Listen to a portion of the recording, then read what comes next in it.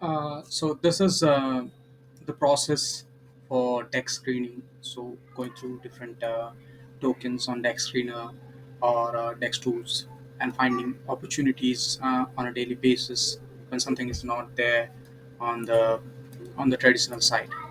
So the first thing you need to do is check these odd pairs, what they are doing. Check the daily gainers is still upside could be there. Check the recently updated socials. So if you go there, if you will find that this social was updated 7 minutes ago, 12 minutes ago, 23 minutes ago. So these tokens you will want to check, and how you will go through the checking process. I'll explain a little bit later, but for the moment, what we should check and how we are going through that at least. So this is text tools. You need to go through the top 24 are trending ones. So these are the trending ones on the 24-hour list. This is the score from text tools. This is good if it is above 80 or so, but it is not the end of the stuff. So the first thing you will want to do is make sure none of this is checking. So this one is checking. This means they can mint new tokens. So we should strictly avoid that. Here again, this one is checking. The owner can set higher fees, 100% or for example. We should avoid that. So if either of these four ones are in yellow like this or this, we should avoid that at any cost. Next thing is to follow the created year or something. So the 4 year, like 4 months, these are not going to give us very high returns unless they are backed by obvious trends that are changing. Like this is roaring kitty, that's why it's trending at the moment. But otherwise, no need to address 4 year, 1 day, like 1 year or something like that. Those coins are pointless. The next thing is to check these. If the volume is good, we need at least 50k volume, even for the tokens that are relatively new, like uh, 30 minute or something. We need the volatility to be there. We need liquidity to be there, at least 10k of liquidity to be there, and the liquidity to be locked, which we will go through next later. And total market cap, if this is higher, like something like 20 million, so this is 20 million. There's not much upside left on that. This is 11 million, 4 million. There's upside, but yeah, that's limited as well.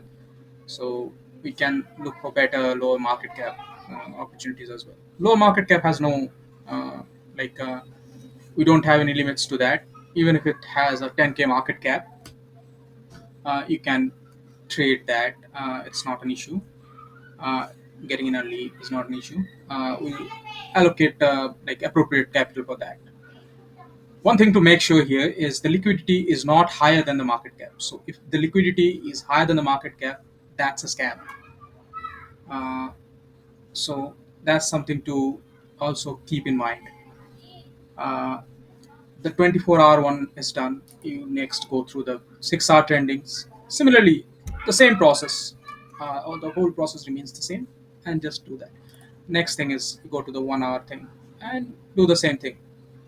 Uh, and similarly to this, you will also want to do text screener. Uh, all the same data is available there. So here, one other tool that is available on the screener is the makers. So you need to make sure that the makers are high. So if something has, for example, this one. So this one has a 1.6 million market cap and has only 1300 makers. That's not good. That's not very promising.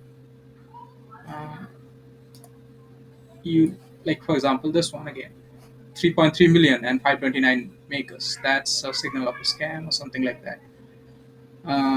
You need to make sure that the makers are high.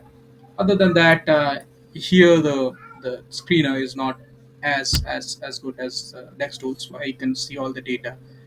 But yeah, here you have the 24-hour trending, 4 or 6 hour trending, 1 hour trending. You can just if you need to check that, you can just take the take this like token address and go to Dex tools and uh, search that token and verify via that thing.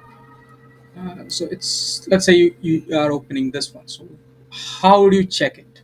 So what would be the process of checking this? So the first thing you need to make sure is this column here. All the things are okay. So the market cap is okay, obviously. The circulating supply has to be 100%. It's at least 98% or something has to be circulating. If the circulation is lower, we don't need to do that. We need at least 700, 800 holders of this token, which would instill confidence that the token is distributed well. We need liquidity, of course. This liquidity is not locked yet. We'd later see on the other tools what should we use to do that. Now, if you click here on the audit, you will see that the quick intel audit is coming up. So you can go to that. We have a access bar, like premium access to quick intel, and it will show us the different metrics we need to verify on this like token. So we can see that the liquidity has been burned with 453 sol, which is obviously the first thing to check. This is very good. This is okay. We need to next check the honeypot test, which is passed. We need to check the tax breakdown. If the taxes are more than 10%, that's an obvious no-no.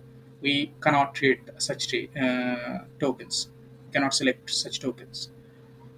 The next thing is to verify all these things. So the liquidity is burned, the contract is verified, the token of ownership. Uh, this is this is not delegated. That is good. They have renounced the token ownership. That's even better. But yeah, can mint or this cannot be yes. If the token can be minted or freeze, like trading can be frozen. These two are an absolute no. We need this third one, fourth one, and fifth one. They have to be no. The data changeable factor, it it is an obvious risk. If this is yes, that is an obvious risk, and that needs to be mentioned before we trade that. But it is better to avoid such tokens where data can be changed.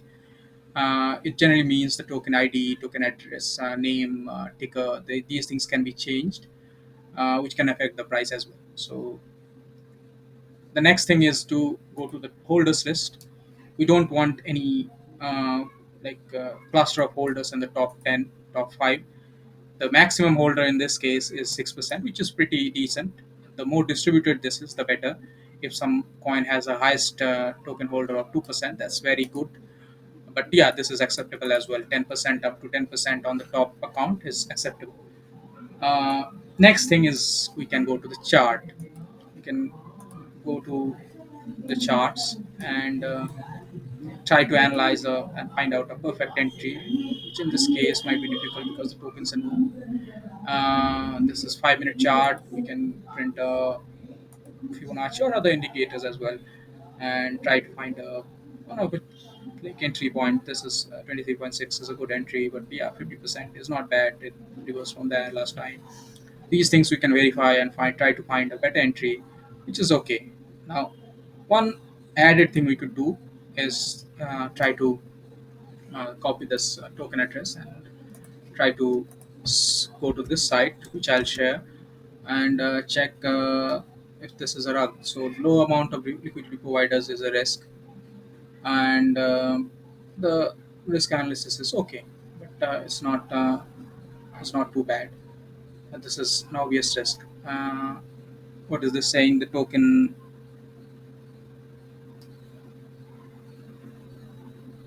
this address is holding liquidity of $4,000, and the rest of it is locked at 100%. So this is fine. But yeah, this is another level of check we can do here as well, honeypot.is.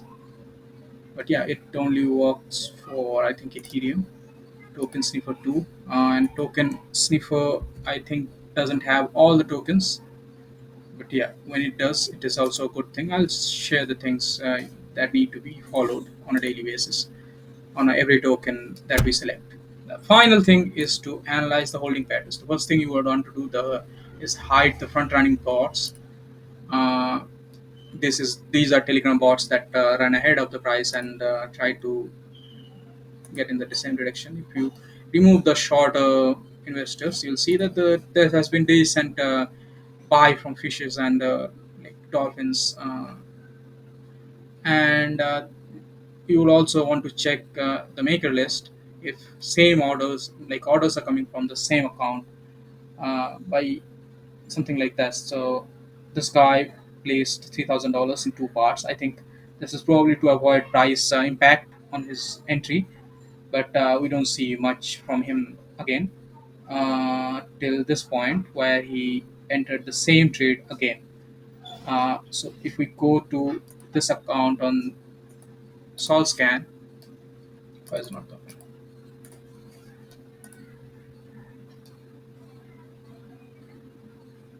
I think something is happening.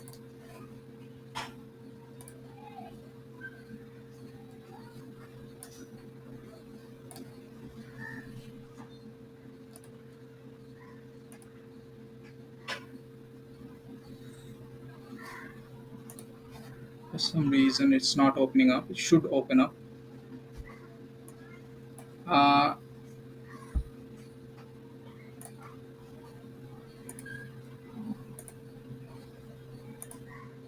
mhm. So we could go through the transaction details here, mm, and we can open the account and see his transactions with the different tokens, and if they are truly trying to pump or something, and have a clearer picture of that being a possible pump before a dump. So I think, yeah, that's about it. Let me show for an Ethereum one. So this is an Ethereum one. It's the same process. You need to additionally what we did there. Apart from that, if the web is confirmed, the Telegram and Twitter are confirmed, that is good, better for the like very very better for the tokens stability and something like that. Apart from these things, we have the Go Plus, Honeypot, and the token sniffer uh, audits available on text tools, or you can go individually to these sites and check for uh, for these tokens and sorry, not this one. So you can check individually for any pots and things like that. This is covered. You can go to Go Plus as well. You can see different things like anti-well. This is good. This is the case for most tokens itself. The number of token addresses is generally limited. Tax can be modified. This is one thing of concern. And the blacklist whitelist function is generally enabled for most tokens for them to manage as well, spammers or something like that. And all the other things are available as well. If you go to this as well, so this is the same token, I think. This is uh, covered as well. Other than that, you need to follow a set of Telegram and Twitter accounts, which I'll share on email.